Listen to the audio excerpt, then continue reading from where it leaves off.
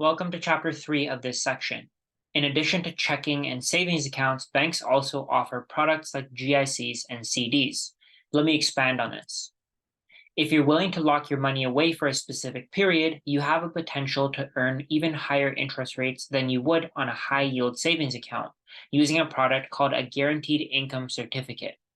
In other parts of the world, including the US, a similar product is called a certificate of deposit or a CD. I'll use the term GIC going forward, but the same information still applies to CDs. GICs often involve locking away your money with an institution for a predetermined time frame in exchange for earning a higher interest rate than you would on a regular savings account or a high yield savings account. Some GICs require a minimum purchase amount, while others allow you to purchase any amount you are comfortable with. Your principal amount and the interest you've earned are paid out when your GIC matures.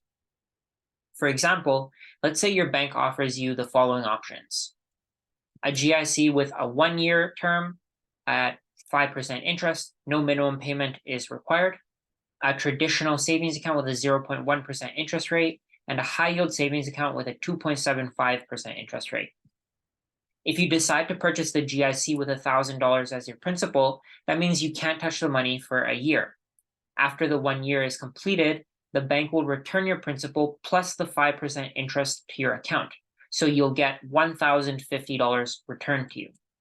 If you saved the same amount in a traditional savings account, you would have gotten $1 in interest at the end of the term.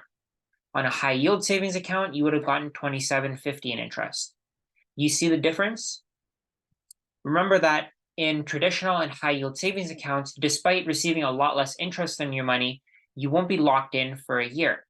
So you'd have to basically, in each situation, you'd have to decide what would be the best course of action for you.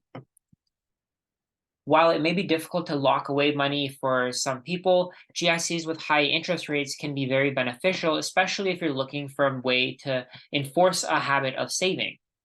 It should be noted that if something came up during your specified time period, the amount of time that you're supposed to keep your money in the account, you may not get the interest that you were promised. So the bank might take part of the interest as a penalty. So you want to make sure that if you can commit to the terms you sign up for, that's really the only way that you'll actually get what you're owed. Otherwise, banks will find any way to really take the money back from you. So make sure you don't lock away any money you need in the short term.